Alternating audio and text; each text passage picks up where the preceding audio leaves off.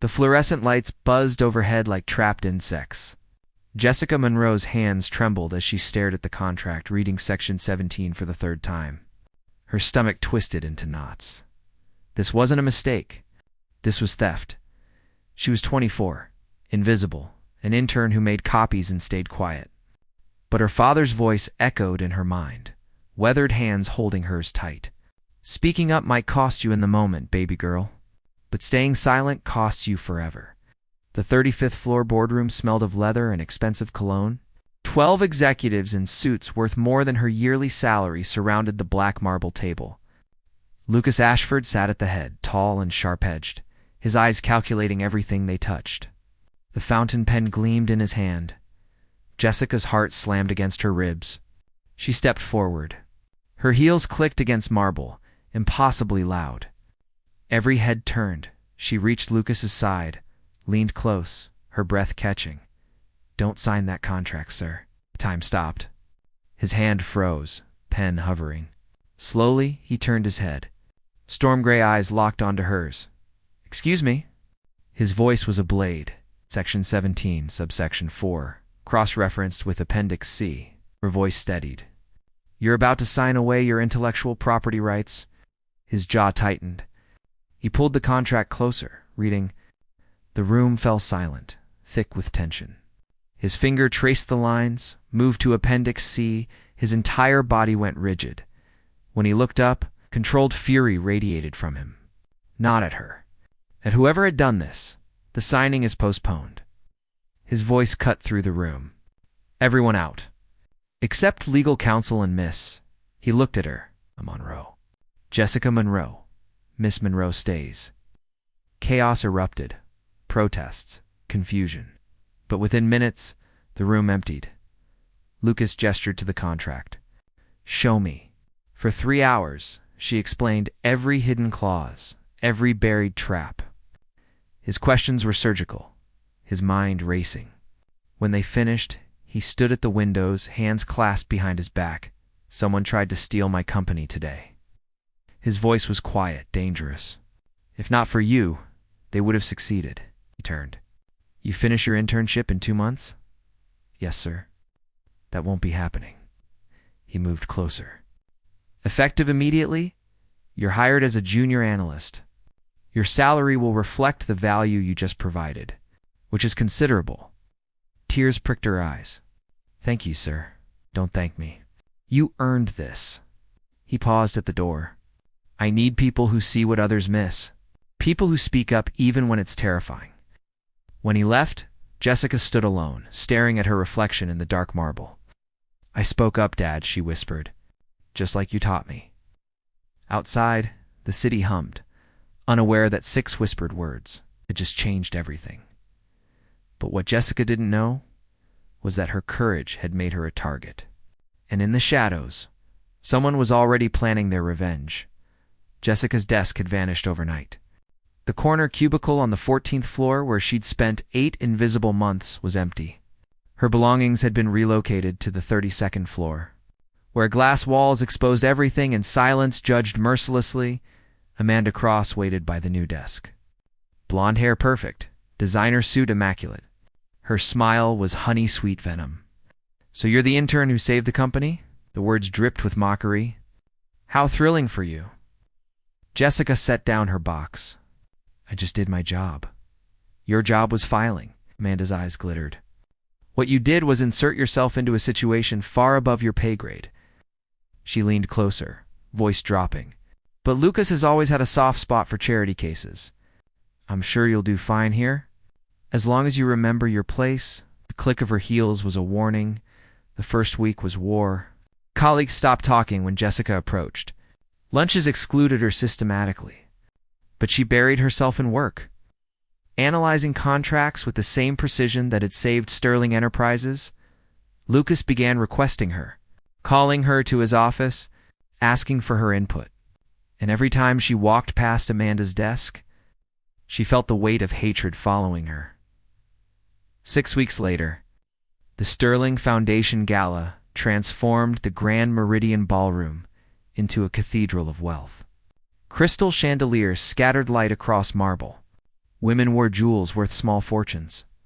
Men wore power like second skin. Jessica stood near a column in her simple black dress, feeling desperately out of place. When she heard her name, she turned slightly. Listened. I heard she's sleeping with him. A woman's voice, sharp with judgment. How else does an intern become an analyst in 6 weeks? Lucas Ashford doesn't mix business and pleasure, another voice countered. He's ice. Ice melts, darling. Especially for pretty young things who play the damsel. Jessica's hands clenched. Before she could move, a voice cut through the air behind her. Is that what you think? Lucas stood there, tall and devastating in a black tuxedo. His eyes were storm clouds ready to break. The women at the table paled. Miss Monroe earned her position through exceptional work. His voice was quiet, lethal. Anyone who suggests otherwise can address their concerns directly to me. He paused. If they have the courage. Silence swallowed the nearby tables. Lucas extended his hand to Jessica. Dance with me? It wasn't a request. Her hand slipped into his. His palm was warm, calloused in ways that surprised her. He led her to the center of the floor as the orchestra swelled. His other hand settled at her waist, pulling her closer than appropriate. You didn't have to do that, she whispered. Yes, I did. His eyes searched hers. I won't let them tear you apart for being excellent. They moved together, and the world narrowed to the space between them. The heat of his hand, the scent of his cologne, the way he looked at her like she was the only person in the room. Why do you really keep me around? The question escaped before she could stop it. Because you see things others miss. His jaw tightened. Because you speak truth when everyone else tells me what I want to hear. Because he stopped. Because what? His eyes darkened. Because you remind me there are still people worth trusting in this world. The music swelled. Her heart thundered. And in that moment, something shifted between them. Something dangerous from across the ballroom. Amanda watched them dance, her champagne glass trembling in her grip. Her phone buzzed. She looked down at the message. Unknown number. She's getting too close. Time to remove her. Permanently. Amanda's smile returned, cold and calculating. She typed one word back. Agreed. Jessica had no idea the real danger wasn't the whispers. It was the woman who'd already decided she had to disappear. The email arrived at 11:47 p.m. on a Thursday. Jessica sat in her apartment, reviewing contracts, when the notification chimed. From anonymous subject. You need to see this. Attachment was a photo. Lucas, Amanda. Tangled together in what looked like his office. Her dress pulled down, his hands in her hair. Jessica's stomach dropped. The timestamp read 2 days ago. The same day he'd asked Jessica to stay late, then canceled last minute. Her phone buzzed. Lucas, can we talk? Tomorrow, my office. 7 a.m. Alone. She stared at the message, then at the photo. Ice flooded her veins. She didn't sleep. At 6:55 a.m., she stood outside his office. The door was slightly open. Voices drifted out. She's becoming a problem, Lucas. Amanda's voice, soft and persuasive. People are talking. The board is questioning your judgment. My judgment is fine. Is it? A pause. You're getting too close to her. It's clouding your decisions. You know what happened last time you trusted the wrong person? Silence. Heavy. Painful. Sarah almost destroyed everything, Amanda continued, her voice gentle poison. Jessica could do worse. She has access to everything now. One leak, one mistake, and Sterling burns. Can you really risk that again? Jessica's hands went cold. Sarah, she'd heard the name whispered. Lucas's ex-fiancée who'd sold company secrets. The betrayal that had turned him to ice. Jessica isn't Sarah. His voice was strained. Are you sure? Or do you just want to believe that because you're falling for her? The silence stretched too long. Jessica pushed the door open. I'm not late, am I? Amanda turned, her expression shifting to surprise, then sympathy. Perfect actress. Jessica, we were just discussing the Hawthorne deal. No, you weren't. Jessica's voice was steady. She looked at Lucas. You were discussing whether you can trust me. His jaw tightened. Jessica, I received an interesting email last night. She pulled out her phone, showed him the photo. Care to explain? Lucas took the phone, his face darkening. This is fake, is it? She looked at Amanda. You were with him 2 nights ago. In this office, I saw you leave at 10 p.m. Amanda's eyes widened. I was dropping off files in an evening gown. The air crackled with tension. Lucas stepped closer to Jessica, his voice low and urgent. That photo is fabricated. I haven't touched Amanda. I wouldn't. Why should I believe you? Jessica's voice cracked. Everyone's been telling me I'm naive, that I don't belong here. Maybe they're right, because I'm telling you the truth. His hand reached for hers, but she pulled back. Pain flashed across his face. Jessica, please, I need air. She turned toward the door. Wait. Amanda's voice stopped her. If you're going to accuse me of something, at least be direct about it. Jessica turned. Did you send me that photo? Why would I? Amanda's smile was perfect innocence. I want what's best for this company. For Lucas, if that photo upset you, maybe you should ask yourself why you're so emotionally invested in your boss's personal life. The words hit like a slap. Get out. Amanda. Lucas's voice was cold fury. Now, Amanda's mask slipped for just a second. Pure hatred flashed in her eyes before she smoothed it away. Of course. She gathered her things, paused at the door. I hope you know what you're doing, Lucas, for the company's sake. When the door closed, Lucas moved toward Jessica. I need you to listen to me. Why? Her voice broke. So you can tell me I'm paranoid? That I'm seeing threats that aren't there? No. He stopped inches away. So I can tell you that I haven't been able to stop thinking about you since the day you whispered those 6 words. That I lie awake wondering if you taste as good as you look. That every time you walk into a room, everything else disappears. Her breath caught. Lucas, I know it's wrong. I know it's complicated. But I can't. He stopped, jaw clenched. That photo is fake, Jessica. Someone is trying to drive a wedge between us, and I need to know if it's working. She searched his eyes, looking for the lie, finding only raw honesty. I don't know what to believe anymore, she whispered. Then believe this. He cupped her face, his touch achingly gentle. I would never hurt you, and I will find out who sent that photo. His thumb traced her cheekbone. The air between them ignited. His eyes dropped to her lips. The door burst open. Security flooded in, followed by 2 men in suits. FBI. Lucas Ashford. You're under arrest for corporate espionage and securities fraud. Jessica's world tilted. What? Step away from him, miss. An agent moved toward her. Lucas's eyes found hers, shock and betrayal written across his face. Jessica, tell me you didn't. I didn't. I would never. Evidence was submitted anonymously this morning, the lead agent said, snapping handcuffs on Lucas's wrists. Detailed records of illegal trading, IP theft, all traced back to terminals in this office. He looked at Jessica. Including yours, Miss Monroe. Atch. Her blood turned to ice. That's impossible. Lucas stared at her, and in his eyes she saw the moment his trust shattered.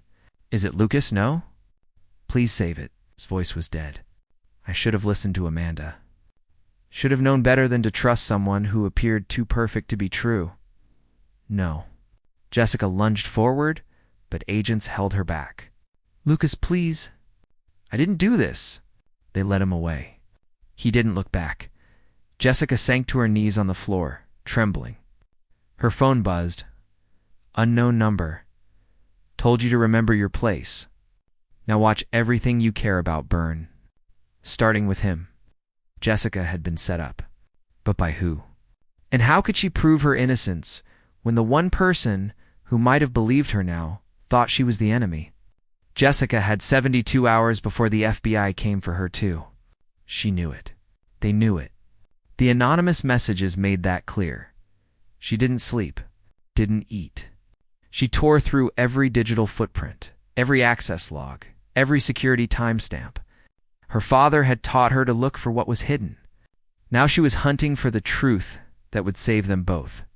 At 3 a.m., On the second night, she found it. A single anomaly. Amanda's security badge accessing the server room at 2:47 a.m. 3 weeks ago. The same night, someone had copied files from Jessica's terminal remotely. But Amanda's employment records showed her badge had been lost and replaced that exact day. Someone had cloned it, used it, then reported it missing to cover the trail. Jessica's hand shook as she dug deeper, cross-referenced the timeline. Found Amanda's personal banking records through a contact in accounting who owed her a favor. Large deposits, offshore accounts, payments from Meridian Technologies, the company whose deal had nearly destroyed Sterling. The pieces clicked into place. Amanda hadn't been trying to protect Lucas. She'd been working with Meridian from the beginning. The fake photo, the arrest. All of it was Amanda, eliminating anyone who got in her way. But evidence wasn't enough. She needed proof that would hold up in court. And she needed Lucas to forgive her long enough to listen. The detention center smelled like bleach and desperation. Jessica waited in the visitor's room, her heart hammering as guards brought Lucas in. He looked exhausted, his suit replaced with prison clothing, his eyes hollow. When he saw her, his expression hardened. He sat down, didn't pick up the phone. "Please," she mouthed through the glass. 5 minutes.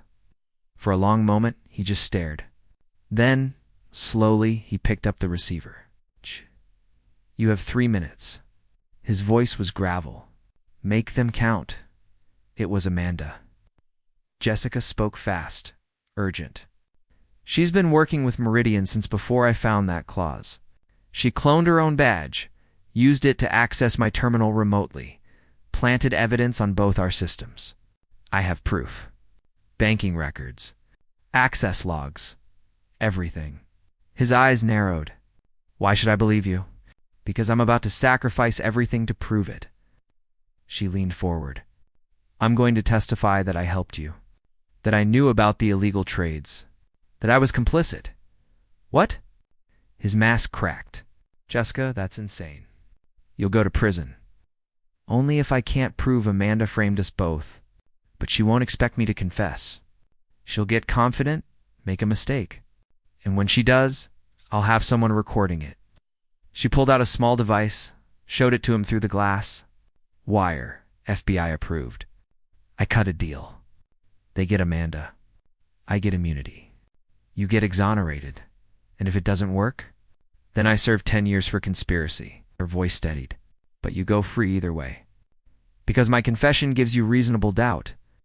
Lucas's hand pressed against the glass. "No, I won't let you do this. You don't get a choice." Tears burned her eyes. "You asked me once why you keep me around. It's because I see what others miss. And I see that you're innocent. I see that She stopped, swallowed hard. "Someone I care about is being destroyed by a lie. And I won't let that happen. Jessica," his voice broke. "If you do this, your career is over. Your reputation, everything. I know." She smiled through tears. "But my father taught me something else too. Some things are worth more than safety. Like truth. Like protecting the people who matter." His eyes glistened. "Why?" "Because you believed me when no one else did." Her hand matched his on the glass. "Because in a room full of predators, you saw someone worth protecting. Because when you looked at me, you didn't see an intern. You saw an equal. I see more than that." His voice dropped to a whisper. "God help me, Jessica. I see everything." The guard called time. "Trust me," Jessica said. "One more time, please." Lucas nodded slowly. "Be careful. Always am." "Ash!" She hung up the phone, pressed her palm to the glass one more time. "I'll see you on the other side." She left before her courage broke. 24 hours later, Jessica walked into Amanda's office, the wire hidden under her blouse. Amanda looked up, surprise flickering across her perfect features. "I heard you've been making accusations." "I have." Jessica closed the door. "But I wanted to apologize. You were right. I was naive. Got too close. Made mistakes." Amanda leaned back, studying her. "Go on. I need to leave Sterling. Too much history, too much damage. Jessica's voice wavered just enough, but I need a recommendation. Something that will help me start over. And why would I help you? Because we both know Lucas is guilty. The evidence proves it, and I don't want to go down with him. Jessica stepped closer. I'll testify. Say I had no idea what he was doing, that he manipulated me, used me. All I need is your support. Amanda's smile spread slowly. You're finally learning. I'm a quick study. Jessica forced herself to smile back. So, do we have a deal? We might. Amanda stood, circled her desk. But first, tell me something. That contract you found, the one with Meridian, did you really catch it on your own? Or did someone tip you off? Jessica's heart stuttered. I found it myself. Why? Because it's haunted me. Amanda's eyes glittered. That clause was buried so deep. Took our legal team months to craft. The odds of some intern finding it were astronomical. Unless she stopped inches away. Unless someone wanted it found. Wanted the deal to fail. Wanted to create a hero who could get close to Lucas. That's crazy, is it? Amanda's hand shot out, grabbed Jessica's collar, yanked. The wire clattered to the floor. Jessica's blood froze.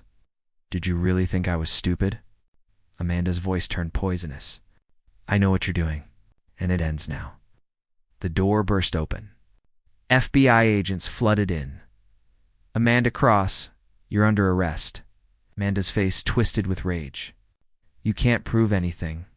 Actually, the lead agent said we can. See, we didn't need Miss Monroe's wire. We needed her to draw you out while we executed a search warrant on your apartment. He held up an evidence bag. Found your laptop. Encrypted files. Communications with Meridian. Banking records. Everything. The color drained from Amanda's face. Jessica stepped back, trembling. It's over, you stupid girl. Amanda lunged, but agents grabbed her. He doesn't love you. He'll never love someone like you. You're nothing. Maybe? Jessica's voice was steady now. But I'm the nothing who just took you down. As they dragged Amanda away, Jessica collapsed against the wall, adrenaline crashing. Her phone buzzed. Lucas, is it done? Jessica, it's done. You're free. Lucas, come see me, please. Jessica closed her eyes, let herself breathe for the first time in days. The truth was out. Lucas was exonerated. But some wounds ran deeper than lies. Could they survive what had been broken between them? Or had betrayal poisoned something that might have been beautiful? Lucas was released at dawn. Jessica waited outside the detention center, exhaustion carved into her bones. She'd been awake for 60 hours straight, piecing together the evidence that freed him. He walked through the gates in his rumpled suit, and their eyes met across the distance. For a moment, neither moved. Then he crossed to her in long strides, and without a word, pulled her into his arms. You're insane, he whispered into her hair. You could have gone to prison. I wasn't going to let you take the fall alone. Her voice muffled against his chest. He pulled back, cupped her face in his hands. Why, Jessica? Why risk everything? You know why? His jaw clenched. Say it, because I'm in love with you. The words tumbled out, raw and honest. Because I've been falling since the moment you trusted me in that boardroom. Because when I look at you, I see someone worth saving, worth fighting for. His thumb traced her cheekbone, and his eyes glistened. I doubted you. In that moment when they arrested me, I believed you'd betrayed me. I know. I looked at you and saw Sarah, saw every person who'd ever used me, and I hated myself for trusting you. His voice cracked. How can you forgive that? Because you're human. She leaned into his touch. Because you've been hurt. Because in your position, I might have doubted too. She paused. But here's what matters. You're here now. And so am I. I don't deserve you. Maybe not. A small smile touched her lips. But you're stuck with me anyway. Lucas lowered his forehead to hers, breathing her in. I love you. God help me, I've been fighting it since that first whisper. But I can't anymore. I won't. Then don't. He kissed her. Soft at first, tentative, like he was afraid she'd disappear. Then deeper, desperate, pouring months of tension and fear and longing into that single moment. She kissed him back with everything she had, her fingers tangling in his hair, her heart breaking open. When they finally pulled apart, the sun was rising over the city, painting everything gold. "What now?" she whispered. "Now we rebuild." His hand found hers, fingers intertwining. "The company. Our reputations. Us. The board won't like it. Us together. The board can handle it or find new jobs." His eyes hardened with determination. "I'm done hiding what I feel. Done letting other people's opinions dictate my life." He looked at her. "If you're willing to face the fallout with me, I faced prison for you."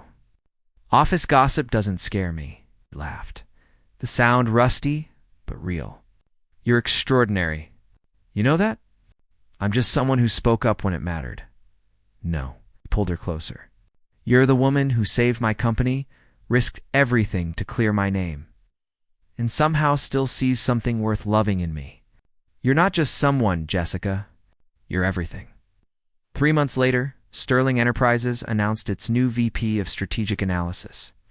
Jessica Monroe stood on the 35th floor, looking out over the city that had once made her feel so small. Lucas came up behind her, wrapped his arms around her waist. "Having regrets?" he murmured. "About what?" "The whisper that started all this. If you could go back, would you stay silent? Keep yourself safe." Jessica turned in his arms, met his eyes. Not for a second, even knowing what it would cost. Especially knowing what it would cost.